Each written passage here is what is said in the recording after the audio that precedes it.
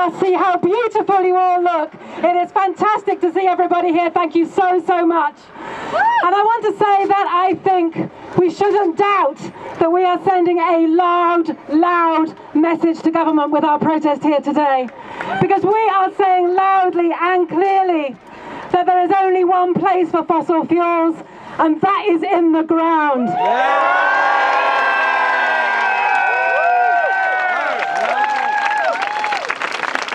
And I want to pay tribute to all of those wonderful people who have been fighting this fight for so long. For people like Frackhoff, for people like Vanessa Vine, for people like the community here in Balcombe, for people like the wonderful people in Lancashire as well, who have been fighting this for years. Thank you very, very much.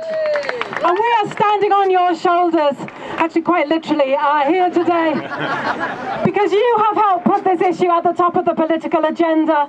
And I want to tell you that Balcombe is absolutely at the front line of the campaign against climate change.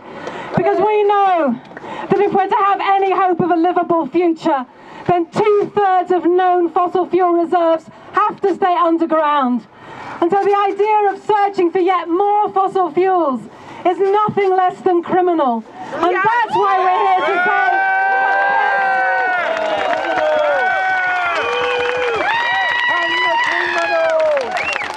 That is why we're here to say that this is what democracy looks like.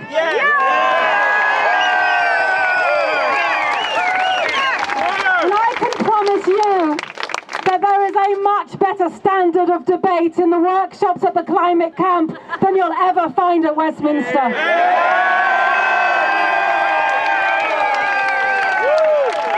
But I want to assure you as well that there is at least one voice in Westminster that is raising this issue, that has had a debate with ministers about fracking, and they are still in utter denial about the scale of what's being proposed.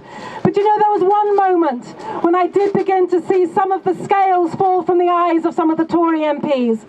And that was when people were talking not about climate change, not about the water stress, not about the local environmental impacts, but simply about the scarring of the landscape that this is going to involve. Because if they don't like the scarring as they see it of wind farms, then they haven't seen anything yet. No!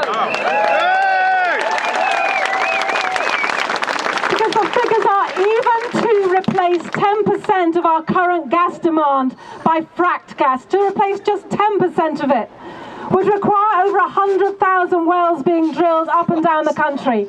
And then we explained it to those MPs who still didn't quite get it, and said on average that means 164 wells in every single constituency. And you know what? There was suddenly just a little bit of quiet as people imagined 164 times what we've got here today. So my message to you is simple. Do not believe that you can't make a difference. Do not believe that this isn't making a difference. This is making a massive difference. Your presence today is hugely important.